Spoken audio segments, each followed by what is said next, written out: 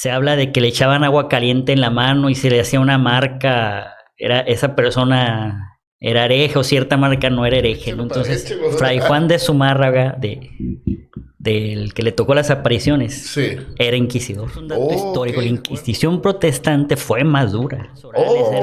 La tradición fue la que hizo la Sagrada Escritura. De acuerdo. Entonces empezó a escribir porque los apóstoles empezaron a morir y había mucha gente no sabía leer. Entonces las imágenes vinieron a hacer esa catequesis. Hola mis hermanos, qué bendición que nos acompañen en una aventura más, en un podcast más, esto que es Conversando con... Y pues ya con un gran invitado, un gran amigo que anda rompiendo récords por acá ya. La tercera vez que nos visita y esperemos no sea la última, padre. El padre, sacerdote diocesano acá de Ciudad Obregón, Sonora, el padre Benjamín Salazar. ¿Cómo está, mi estimado padre Benjamín? Muy bien, pues contento de estar otra vez aquí y agradecer este espacio que me invitan nuevamente. No, hombre, padre, nosotros más que agradecidos las veces que sea.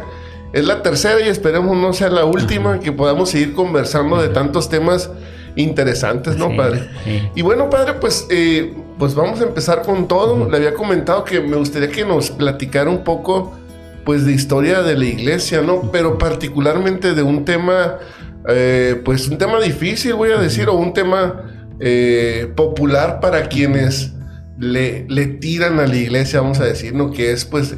todo esto que sucedió con la famosa Santa Inquisición. Y pongo así porque no sé si sea santa, ¿no? Pero pues ahorita vamos a hablar de eso. Padre, me gustaría que nos dijera primero y antes que nada, antes de entrar en todo lo que pasó, por qué se creó, etcétera, etcétera. ¿Qué es? ¿Qué fue? ¿Qué significa o qué es la Inquisición, la Santa Inquisición, padre? Pues primero fue un sistema de control, ¿no? Que se usó para como vigilar la sana doctrina, de que no hubiera desviaciones pero recordemos, hay que buscar el contexto de cómo surge esa Inquisición, pues iglesia y gobierno eran uno solo, ¿no? O sea, de acuerdo. Había una unión muy, muy fuerte. Que esto viene desde el Imperio Romano, ¿no? Incluso se oficializa el cristianismo, entonces el año 300 por ahí un Constantino deja de perseguir la iglesia y después Teodosio oficializa el cristianismo como la religión del imperio, ¿no? Entonces ahí hay como una fusión y de que la iglesia toma muchas estructuras del Imperio Romano que iba en decadencia y que pues como se hizo como para rescatar eso y muchas cosas que ahorita tenemos vienen de esa época, ¿no? Estoy hablando de esta unión entre gobierno e iglesia, ¿no? Que continúa en la Edad Media y después en la época moderna ya surge la Inquisición como ese esfuerzo de no desviarse, ¿no? Pero los que juzgaban eran clérigos y quien aplicaba las penas era el gobierno. Ahora, concretamente a la Orden de Santo Domingo se le encomienda la Inquisición, que hacía el juicio, que eso se puede decir que es un progreso, ¿no? El que iba a la Inquisición era juzgado, o sea, tenía una oportunidad de defenderse, ¿no? O sea, era algo positivo y que hasta nuestros días, ¿verdad? Hace el principio, es inocente hasta que se muestre lo contrario, ¿verdad? No es presunto culpable, sino se presume una inocencia. Eso se aplicaba en la Inquisición, ¿verdad?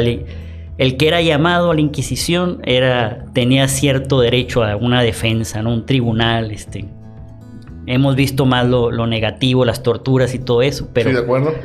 Pero si algo positivo hay es los principios del juicio se respetaron de alguna forma. De acuerdo. Entonces, si estoy entendiendo bien, padre, pues debido a esta fusión, y lo comentaba, ¿no? Se hacía un juicio, por así decirlo, pero la pena se establecía por parte del gobierno, vamos a decir. Voy a jugar el rol para tener esta plática de alguien que pues le tira, ¿no?, a la iglesia. Pero hasta cierto punto pues el gobierno implementaba el castigo, pero la iglesia lo permitía, ¿no, padre? No sería ahí que estaban de acuerdo o no tenía otra opción la iglesia. ¿Qué nos puede platicar al respecto? Sí, o sea, había como varias pruebas, ¿no? Para decir, esta persona es hereje. Incluso se habla de que le echaban agua caliente en la mano y se le hacía una marca. Esa persona era hereje o cierta marca no era hereje, ¿no? Entonces, pero ahí había una oportunidad de defenderse de la persona, o sea, de demostrar su inocencia. Y la pregunta, ¿verdad? Es, ¿la iglesia ponía las penas? Sí, en ese esfuerzo de conservar la fe, ¿no? Siguiendo en ese contexto, ¿no?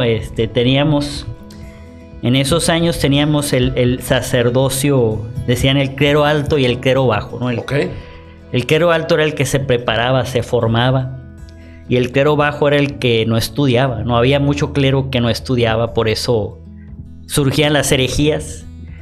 De hecho, ahí es donde surgen todas estas órdenes de predicadores, como los dominicos, los franciscanos, para contrarrestar esas herejías. Ellos iban a los pueblos y predicaban, porque el sacerdote no todo sacerdote predicaba. ¿Por qué? Porque para ser sacerdote nomás necesitabas ir a una parroquia, aprender las oraciones en latín, los sacramentos, y ya el párroco lo dejaba, ¿no? No había seminarios. De hecho, el Concilio de Trento es el gran aporte que tiene, que introduce la formación en un seminario, ¿ya? Todo aquel que quiera ser clérigo necesita pasar por un seminario, y eso fue un progreso, ¿no? Pero para esto ya había surgido la Reforma Protestante, pues había sufrido varios golpes la iglesia, ¿no? De acuerdo. Oiga, padre, quizá me voy a aventurar mucho y quizá me salga un poquito del tema, pero podríamos decir que entonces mucho de esto humano, vamos a decir, porque dice, ya había surgido la Reforma Protestante, toda esta parte que pues vio en este caso Martín Lutero, que yo opino, y lo decía en un podcast pasado, que la intención de Martín Lutero para mí realmente no era mala en esencia, tenía buenas ideas, vamos a decir, quizá no fue el momento ni la manera de expresarlas, ni etcétera, pero lo que voy es, se podría decir, o me da esa impresión, no sé qué opina usted, que todos estos errores humanos, vamos a decir, que tuvo la iglesia a través del tiempo, y que lamentablemente los seguimos teniendo, vamos a decir, no, padre, algunos, pero muchos son atribuibles a esto que llama usted el clero bajo, en el sentido de que pues sí, quizá hayan tenido el deseo de ser sacerdotes, pero la falta de preparación, la falta de experiencia, vamos a decir. ¿Usted cree que mucho de los detalles que ha vivido la iglesia a través del tiempo, como decimos la Inquisición, la Reforma Protestante y cuántas cosas cuestionables, humanas, me fascina decirlo, es humano, se deba a esta división de clero bajo y clero alto, o no necesariamente, padre? Pues sí tiene mucho que ver, porque si hay un clero no formado, por lo tanto los fieles no están formados, pues entonces de acuerdo. Es más fácil. Y recordemos, era una época donde nadie podía tener la Sagrada Escritura, pues. O sea, ¿por qué? Porque estaba en latín, no le entendían. Lutero hace ese esfuerzo por interpretarla o ponerla en alemán o en inglés, y ahí es donde se le van encima, ¿verdad?, las autoridades. Pero no es que no se quiera, se quería en aquel entonces como que nadie, nomás estos van a interpretar la Escritura. No se quería caer en una interpretación particularista de la Sagrada Escritura, porque no había la formación, pues. De acuerdo. Que lastimosamente es en lo que hemos caído con el paso del tiempo, ¿no, padre? Lastimosamente ahorita cualquiera entiende la Escritura como le da su gana y forma su iglesia, ¿no? Tristemente. Volviendo a la Inquisición, ahorita hablamos de eso, de hecho es otro tema que vamos a hablar ahorita pero volviendo a la Inquisición, no sé si sepa quiénes la formaban, había un presidente, ¿cómo funcionaba? ¿Era como tal un juicio donde estaba un jurado, un juez, o cómo funcionaba la Inquisición, padre? No sé si nos pueda compartir. Sí, había mucho de la Inquisición lo llevó la orden de predicadores, los dominicos, ¿no? El famoso orden de los dominicos. Es una orden cuyo carisma es la ciencia, el estudio, la teología, ¿no? Por eso se les encomendó a ellos. Y había un inquisidor, por ejemplo. Pocos saben este dato, ¿no? Por ejemplo... Perfecto, échelo, padre, échelo. Fray Juan de Zumárraga, del que le tocó las apariciones, sí, era inquisidor. Oh, ok, de acuerdo. Llegó a México siendo con el cargo de inquisidor. Bueno, era el obispo, pero como no había mucho clero, pues junto con... Entonces, haciendo un paréntesis, Juan Diego tenía doble riesgo, ¿no? de ir con él, o sea, de decir, este indígena estaba embrujado, ¿verdad? ¡Wow! Qué fuerte y qué interesante lo que nos dice, ¿no? O sea, para quien no comprendió, pues el obispo con el que compartió Juan Diego, pues fue, o era en ese momento, si entendí bien, no estoy seguro, inquisidor, ¿no? ¡Wow! O sea, está fuerte porque pues... Fue el que tuvo la prueba después de con el manto, ¿no? De la Virgen. Pero entonces constaba de un inquisidor. Sí. ¿Y quién más? Había pues el acusado tenía derecho a un abogado. Se le nombraba un abogado, también como una especie de fiscal el que acusaba. Ok. Estaba el tribunal también, o sea, el jurado como... es un tema del derecho también que viene hasta nuestros días, ¿no? Tenemos las dos grandes divisiones en el derecho universal, la mayoría de las legislaciones occidentales venimos del derecho romano. Okay. Los países anglosajones, que son los que vemos en las películas, ¿verdad? Que el jurado y todo eso utilizan el common law, ¿verdad? El derecho común. Se despegaron de la tradición del derecho romano que la mayoría de los países occidentales tomamos, ¿no? Okay. Y este derecho romano pasó al derecho en la Edad Media, ¿no? El Imperio Romano cae, los pueblos bárbaros conquistan el Imperio Romano, pero ellos no tenían derechos, no tenían estructura, entonces agarran el derecho romano, le agregan unas cosas y aparte adoptan a la iglesia, ¿verdad? Las estructuras de la iglesia.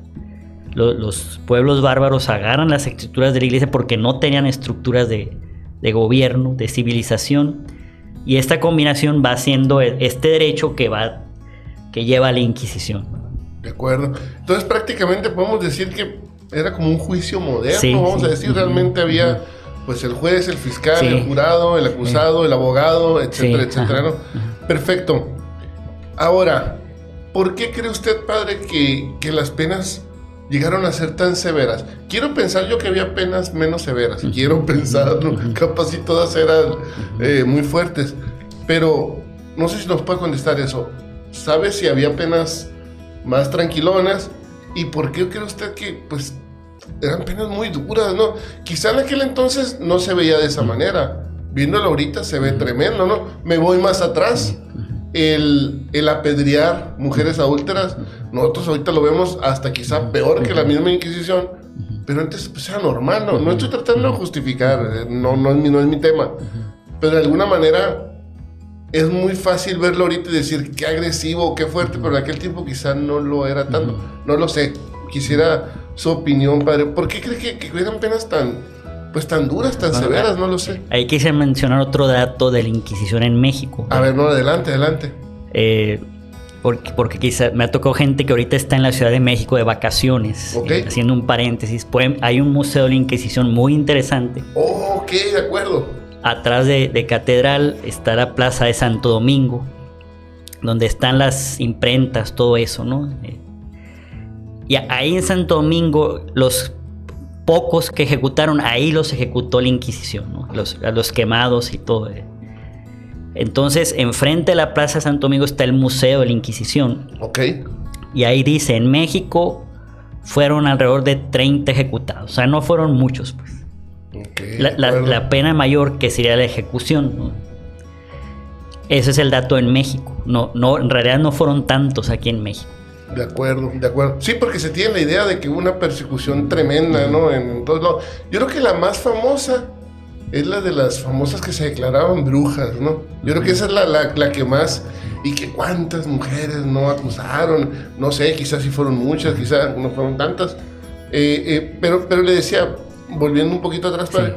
¿por qué cree usted que las penas eran tan severas? O sea, no había una cárcel, no había otra manera, no sé, o sea, como que sí, pues sí suena a ser algo muy duro las cosas que se hacían, ¿no? La más fuerte yo creo que una era pues la quema viva, ¿no?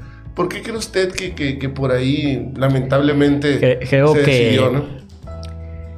Y esto pasa en todas las épocas, ¿no? Creo que a veces nuestros actos los tratamos de justificar con la religión y es una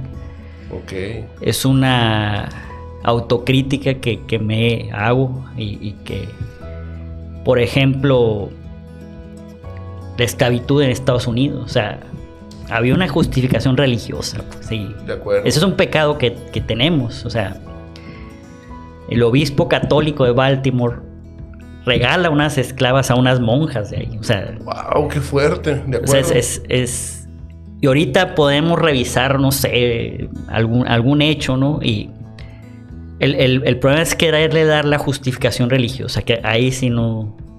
Sí tenemos que ser muy críticos como sociedad y replantearnos, ¿verdad? Bueno, esto ¿qué fundamento tiene, verdad? ¿Realmente es ese fundamento De acuerdo, sí, fíjese qué buen punto el que menciona, porque a veces es como cuando, guardando proporciones obviamente, ¿no? Pero cuando nos gana el mismo fariseísmo, creemos saberlo todo y que somos los que vamos a salvar a los hermanos, ¿no?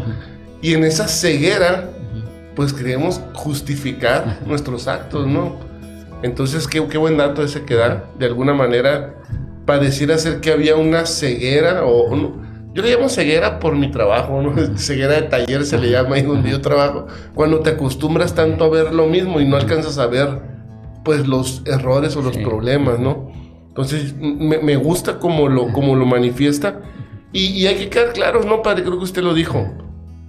De que algo se hizo mal, algo se hizo mal. Eso no estamos... Aquí no estamos defendiendo a la Inquisición. Estamos tratando de platicar para entender el porqué y pues de alguna otra manera pues en el entender pues saber el porqué de las cosas, no justificarlo. Es algo pues triste que pasó y pues no queremos que se repita algo similar. No sé, padre, si sepa datos de dónde, ahorita hablamos de México, dice que 30 personas, no sé si sepa dónde fue, quizá al revés, más fuerte, muchas, bueno, y que era pues bastantes personas. Este es un dato histórico, la Inquisición protestante fue más dura. Oh, okay. O sea, que fue en Estados Unidos porque los conquistadores ingleses de las 13 colonias, ellos llegan con la idea de formar el nuevo mundo, ¿no? Ok, sí, de acuerdo. Incluso a los indígenas los segregaron, o sea, no...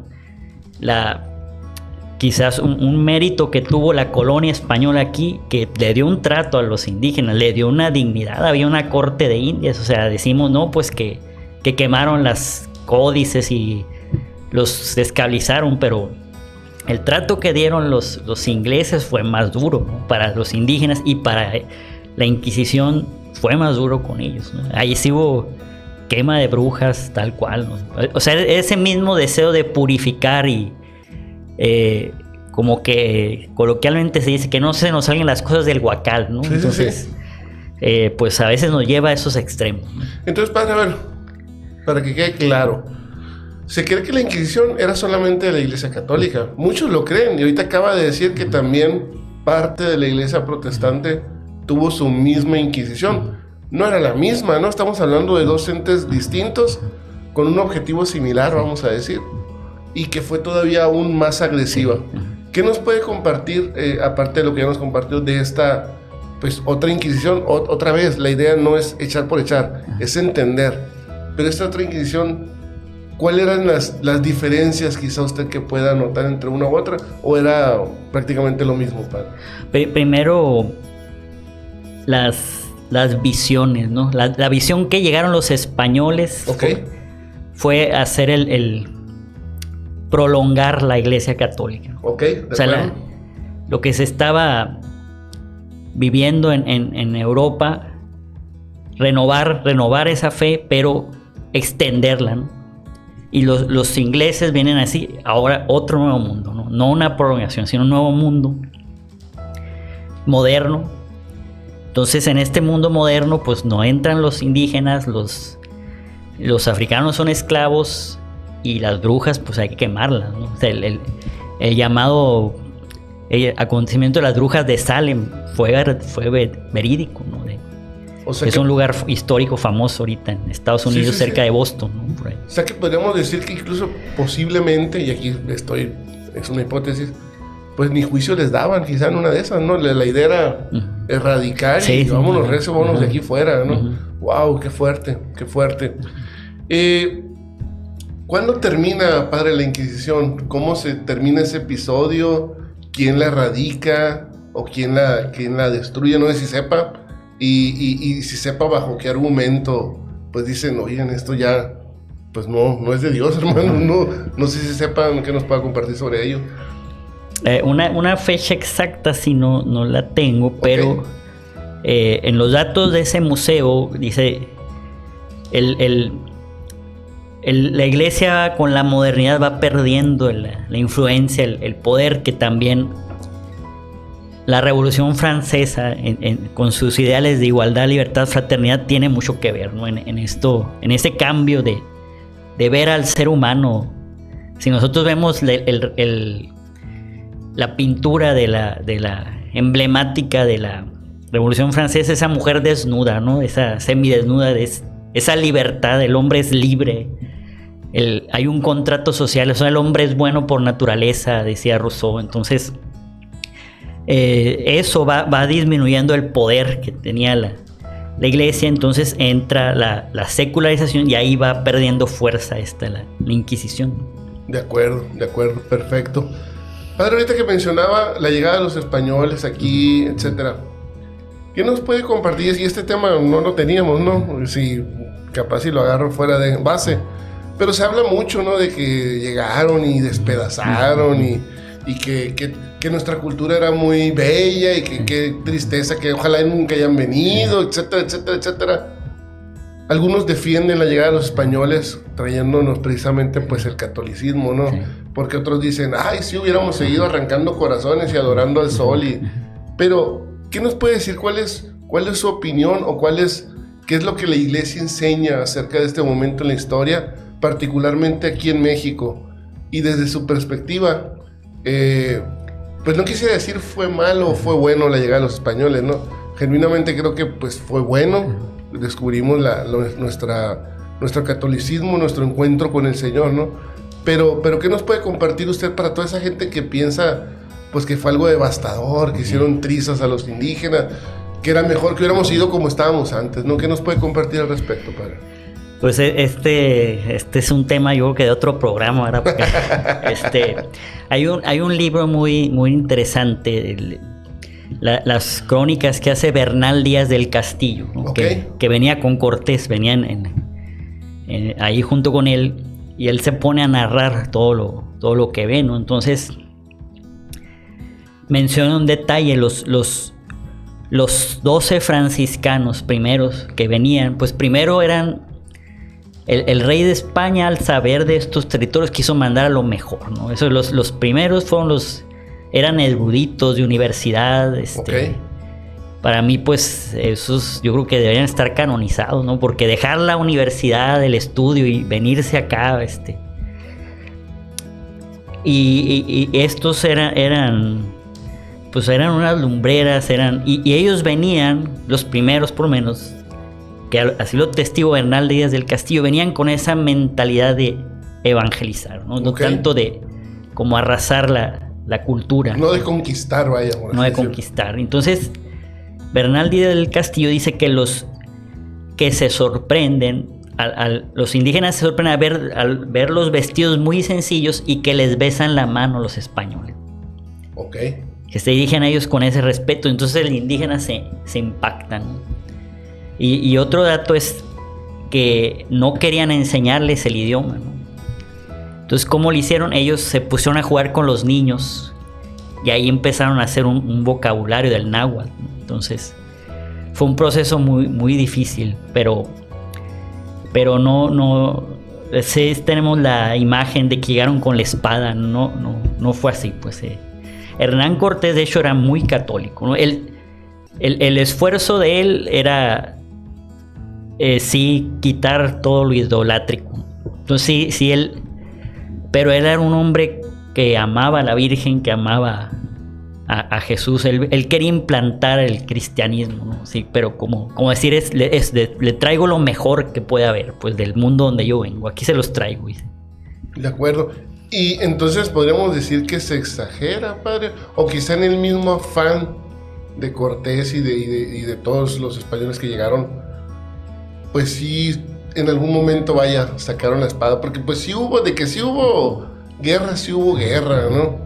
Pero me está tratando de decir que quizá no fue tan violenta como pensábamos, o no sé si pudiera ahondar un poquito más. Vaya, tomando en cuenta el tema que iniciamos la Inquisición, ¿no de alguna manera Cortés también tuvo un poco de inquisidor al decir, idolatras a alguien y te cortó la cabeza? No sé qué nos pueda compartir al respecto. Sí, otro dato que menciona Bernal Díez del Castillo es que cuando vieron las pirámides dijeron, son mezquitas. O sea, ellos, recordemos el contexto, los españoles que vinieron a México, venían de expulsar a los moros, o sea, a los árabes, que los dominaron 800 años. Entonces, pues tenían, como decimos, la burra no era arisca, le hicieron. O sea, ya venían así, pues como todo lo idolátrico, ya como que ya lo tuvimos suficiente, ya no queremos tenerlo en este nuevo mundo. De acuerdo. Entonces, la primera impresión al ver las pirámides dice, son mezquitas. O sea, son los templos del ídolo.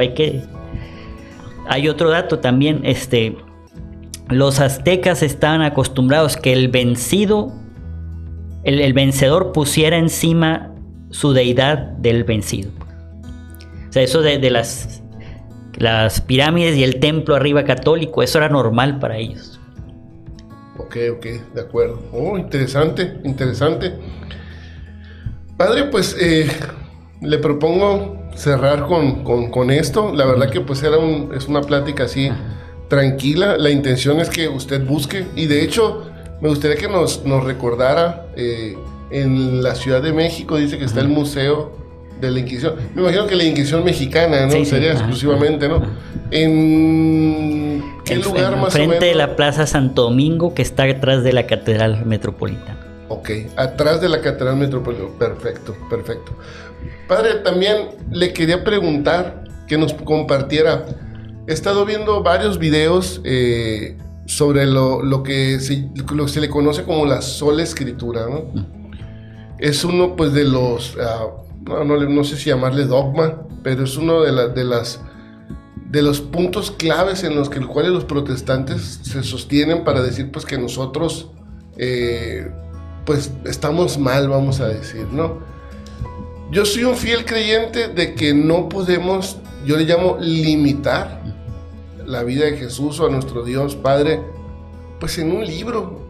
Si bien es un libro tremendo, la Sagrada Escritura, y viene bastante, yo creo que no nos va a alcanzar la vida para entenderla perfectamente, creo yo, pero aún así, digo, un Dios tan inmenso, tan grande, no lo sé, omnipresente, ¿cómo limitarlo solamente a eso, no? Me gustaría que nos compartiera su opinión sobre este tema, Padre, y cuáles serían los riesgos, en su opinión, pues de nada más basarnos en la Biblia, ¿no? ¿Qué opina al respecto, Padre? Primero, establecer que la Biblia tiene un contexto histórico, ¿no? ¿De acuerdo? O sea, no es un libro que narra una historia, ¿no? Sí, narra la historia de salvación, pero no una historia que pasó tal cual, pues, de decir, la creación, por ejemplo, pues no era que ahí se estuvo sentando alguien y... Es que el día 1 creó el sol, o sea, eso es una interpretación. Sí, de acuerdo. Que se hace de la creación y se plasma. Y así hay ciertos libros, pues los evangelios no son una biografía de Jesús, o sea, son hechos de Jesús entendidos dentro de un contexto, de una cultura, que nosotros no tenemos ese contexto a veces. ¿No? Sí, de acuerdo. La labor del estudioso de la Sagrada Escritura, del licenciado en Sagrada Escritura, es muchas veces descifrar ese contexto, ¿no? De acuerdo, no, interesante, fíjese, es cierto. Hay gente que cree al pie de la letra el Génesis. No, y así fue. Espérate, eso es como una historia, vamos a decir, que nos cuentan para entender el cómo, ¿no? Aprovecho para hacer esta pregunta. Aparte del Génesis, ¿habrá otros libros que tengan esa idea, padre? O sea, que no sean al pie de la letra. Porque hay otros que sí son un poco más al pie de la letra, ¿no? Me imagino yo los Hechos de los Apóstoles, por ejemplo, sí deben ser más fieles a lo que viene, ¿no? Pero habrá otros libros como el Génesis, padre, que no sean... O sea, el Apocalipsis me imagino yo también que es como una historia, ¿no? Una fábula. Pero ¿qué otros libros? ¿Serán los únicos dos o hay más, padre? Pues, por ejemplo, se me viene a la mente Job, ¿verdad? No es... Job es pues quizás hubo un Job, ¿no? Pero... De acuerdo. Pero no es que estaba ahí la persona, el escritor, es que Job se enronchó y lo dejó su esposa y estaba escribiendo, ¿no? O sea, el libro... De acuerdo. Job es un personaje no judío que es fiel a Dios. De acuerdo. Y esa es la enseñanza, es lo que quiere transmitir el autor, ¿no? Qué interesante poder reflexionar esto también, porque es cierto, muchos la pueden tomar al pie de la letra tal cual y cometemos ese error. Entonces, pues si entiendo, uno de los riesgos de la sola escritura, pues sería eso, ¿no? Pero ¿qué otras cosas, padre, usted ve en el sentido de solamente, o sea, si no está en la Biblia, no es de Dios? Es lo que dicen, ¿no? Realmente, en fundamentar nuestras creencias, nuestra religión, exclusivamente en la Biblia, ¿no? Y dejar en este caso a un lado la tradición de la iglesia, ¿no? Que también es algo importantísimo. ¿Cuáles creen ustedes que son, padre, que son estos riesgos tal que, pues, a veces hasta dejamos de ser católicos? Una vez más, lo hemos dicho aquí hasta el cansancio, católico ignorante, futuro protestante, ¿no? Le llega a alguien con la Biblia, lo engaña y lo mete en la cabeza la idea de que exclusivamente la Biblia, ¿no? ¿Qué riesgo nos puede compartir que usted ve de esta idea de la sola escritura?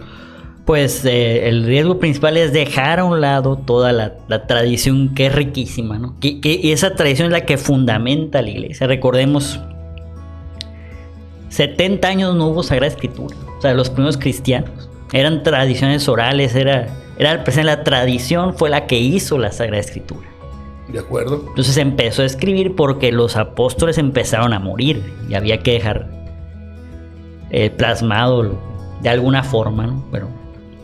Wow, de acuerdo. Sí, creo que queda claro, ¿no? El hecho de que antes se compartía la palabra, pues, de viva voz, por así decirlo, y cuando, pues, como dice usted, los apóstoles empiezan a envejecer, empiezan a morir, ¿sabes? Pues, ¿y cómo le hacemos, no? Para conservar esto. No, de acuerdo. Perdón, los evangelios fueron el 70. Sí había el Antiguo Testamento y todo eso, pero los evangelios fueron el 70 más o menos. Ok. Sí, de hecho, creo, a partir de que del año 6, 7, por ahí, creo, ¿no? Empezaron algunos textos ya. De acuerdo.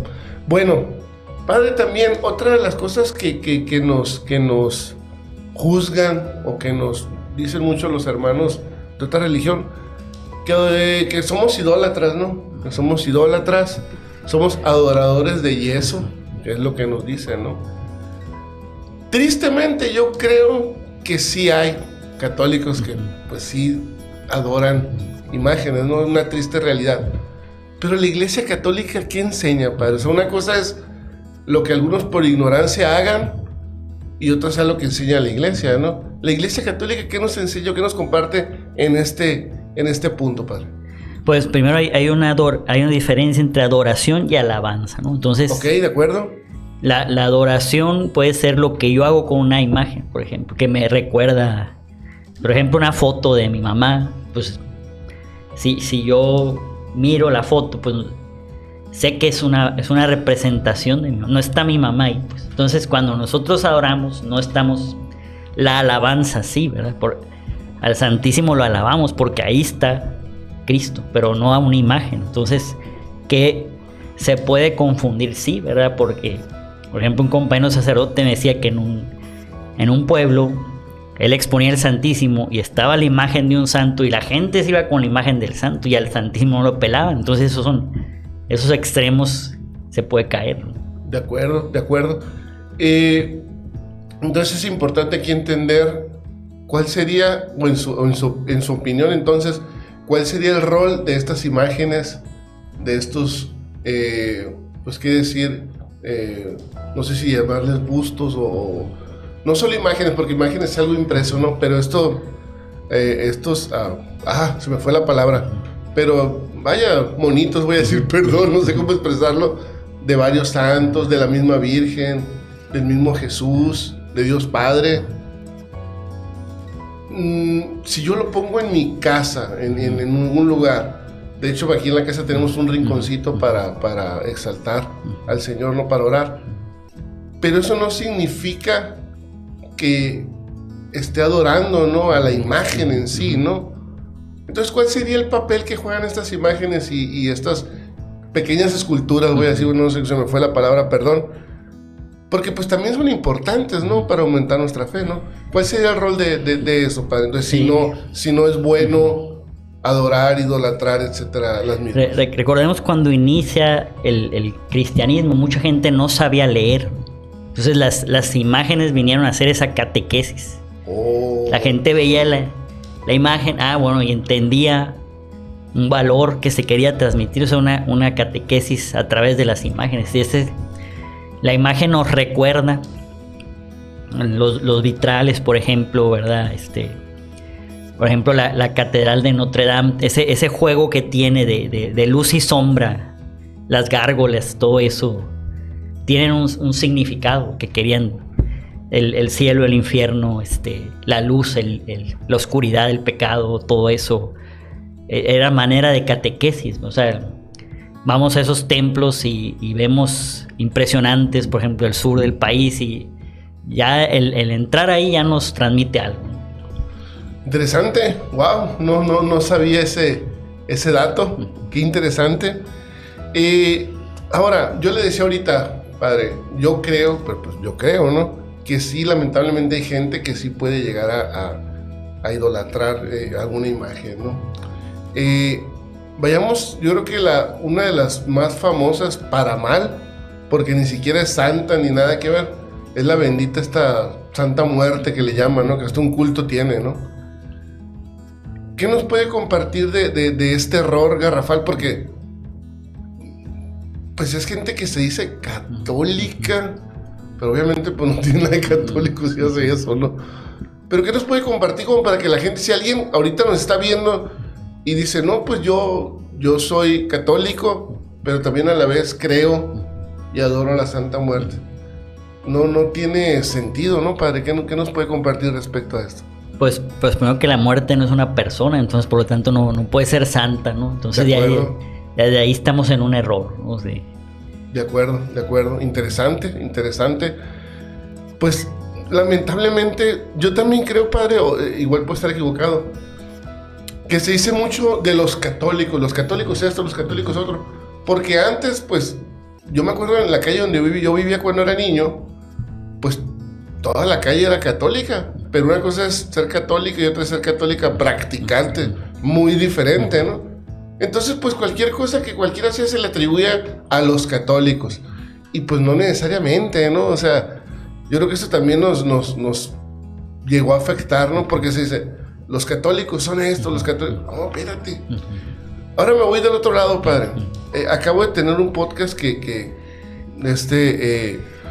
explotó aquí en el canal con un hermano que compartió su testimonio, que se convirtió del protestantismo al catolicismo. Y la verdad que me han dado mucha tristeza los comentarios. Y de ambos lados, padre. Tanto de protestantes que le echan al católico, como tristemente el católico que le echa al protestante. Por ejemplo, le voy a comentar uno de un católico protestante, ¿no? Dice que los protestantes son hijos del demonio.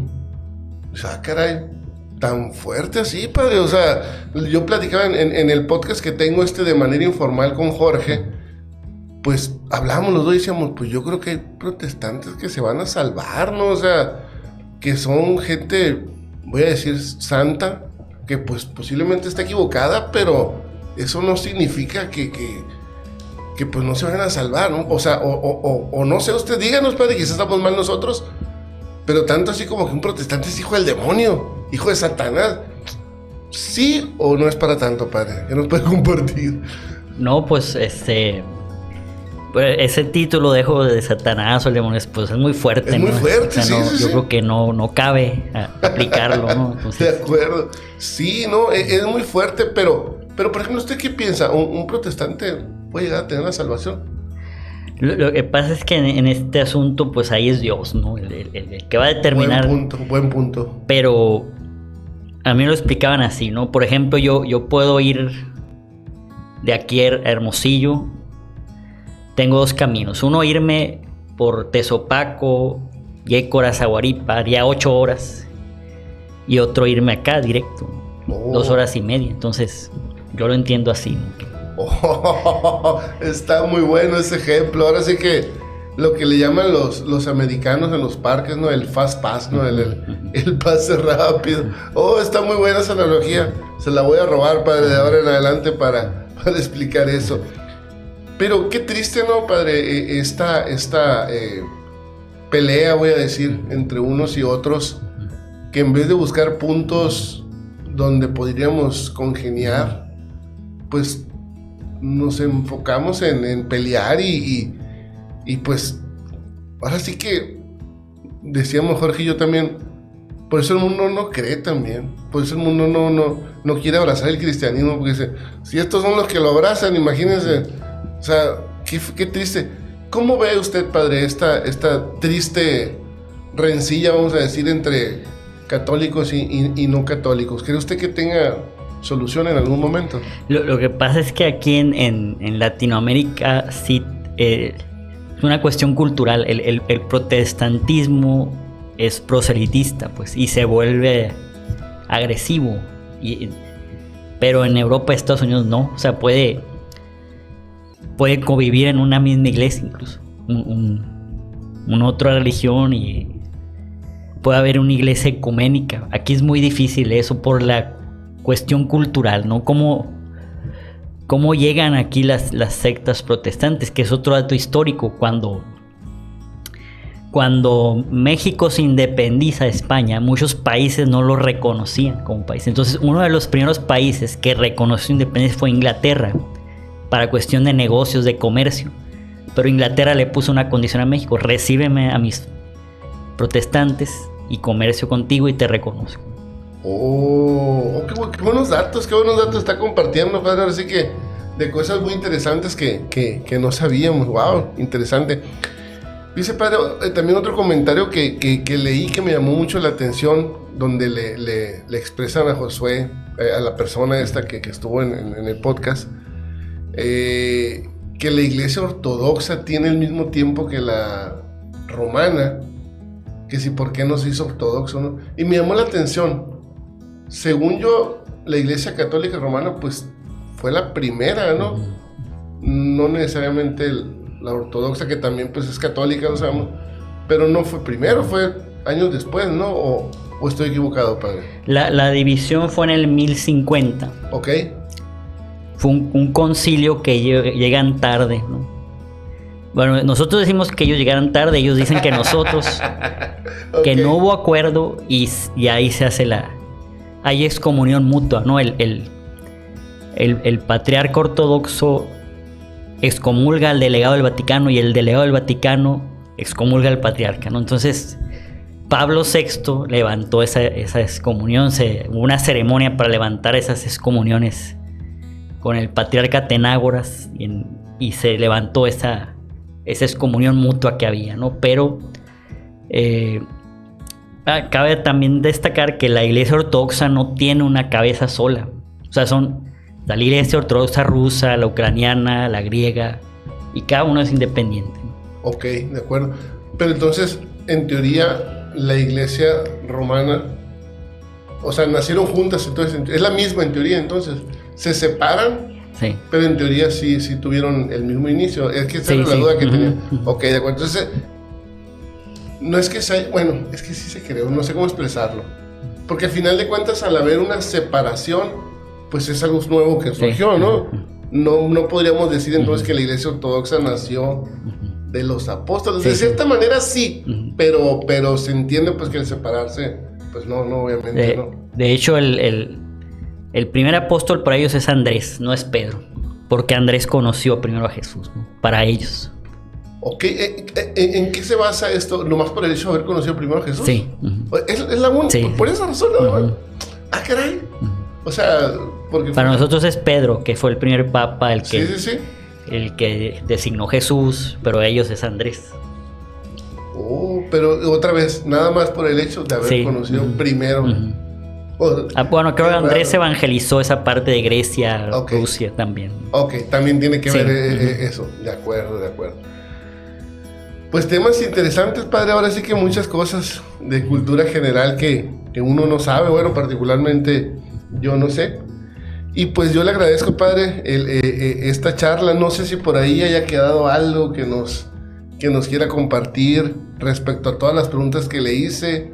Algo que usted considera relevante y que no le haya preguntado. Pues tocamos de alguna manera historia de la iglesia, varios flachazos, ¿no?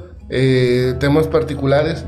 Pero no sé si tenga por ahí algo importante que nos quiera compartir, padre, respecto a esto, o en sus palabras, ¿por qué no dejarse llevar por todo esto que hablamos, ¿no? De la sola escritura, cuando te hablen mal de la Inquisición, etcétera, etcétera?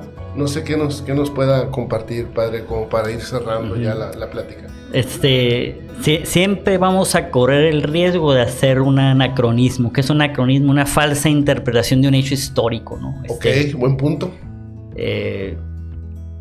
No sé, se me viene a la mente, creo que antes, un hecho histórico en Guadalajara había una parte que no podían usar shorts los hombres, algo así, y había una multa, ¿no? Entonces decimos nosotros ahorita, bueno, pues hay un contexto de eso. De eso, pues, que a lo mejor ahorita decimos, no, pues qué exagerado, ¿no?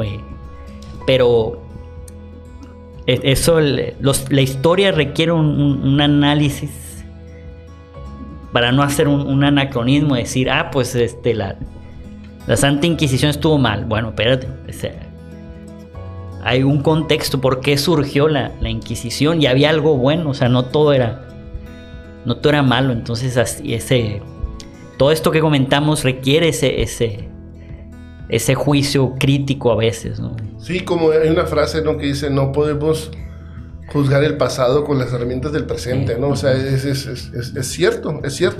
Yo de repente le cuento a alguien, no sé, alguien joven, un niño, que antes, pues, a usted le tocará, pero le debió haber tocado, pues, antes uno no cerraba los carros, ni los vidrios.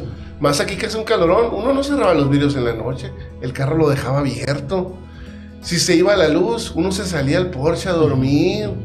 O sea, y ahora no se puede hacer eso para nada. Ahorita dejas el carro abierto y te vuelan lo que traigas, ¿no? Tristemente, pero es cierto. Tenemos que entender el contexto, tenemos que entender, pues, el objetivo, la idea del por qué. Yo también, como le digo, honestamente creo que todas estas cosas en las que, pues, lamentablemente, otra vez humanas le llamo yo, en las que sí hemos fallado, voy a decir, pues tenían una idea buena. Es más, lo dije ahorita del mismo Lutero. Yo creo que su intención era buena, simplemente se le fue de las manos. Bueno, padre, pues no me resta más que agradecerle una vez más esta tercera charla que hemos tenido, siempre, como siempre, muy enriquecedora. Los invito, mis hermanos, a que vean los otros podcasts que tenemos con el padre, donde hemos hablado sobre el matrimonio y cómo, pues exclusivamente el cómo se puede anularlo, porque no olvidemos que el padre es abogado. Pues abogado, sí está bien, ¿no, padre? Entonces él comparte y tiene mucha experiencia en esto y es juez del tribunal eclesiástico, no olvidemos eso. Y también el segundo podcast, nuestra segunda charla, donde hablamos un poco también como de la iglesia y los abusos, ¿no? Cómo tratar los abusos, qué está haciendo la iglesia en pro de los abusos, etcétera, etcétera, ¿no? Te invito a que los visites, sin duda no te arrepentirás. Padre, ¿nos podría ayudar cerrando con una breve oración o si, y también si se quedó algo ahí pendiente que quisiera compartir, adelante ya para despedirnos. En nombre del Padre, el Hijo y el Espíritu Santo. Te agradecemos, Señor, este momento de compartir, de aprender a tu doctrina. Bendice a nuestro hermano Carlos, bendice esta comunidad que ha creado, que va creciendo cada día, y pues que este mensaje pueda llegar y que sea para tu gloria. El Señor esté con ustedes. La bendición de Dios Todopoderoso, Padre, Hijo y Espíritu Santo, descienda sobre ustedes. Amén. Pues muchas gracias, Padre, una vez más por darse la vuelta. Ya lo sabe, esta es su casa, en lo que le podamos ayudar, con mucho gusto. Y pues a seguir haciendo videos, también ahí en lo que lo estamos apoyando. Mis hermanos, pues les mando un fuerte abrazo. Sigan al pendiente de aquí del canal. Los invito a que se suscriban, compartan, den like. Y pues nos vemos pronto si Dios quiere. Un abrazo, Dios los bendiga. Bye bye.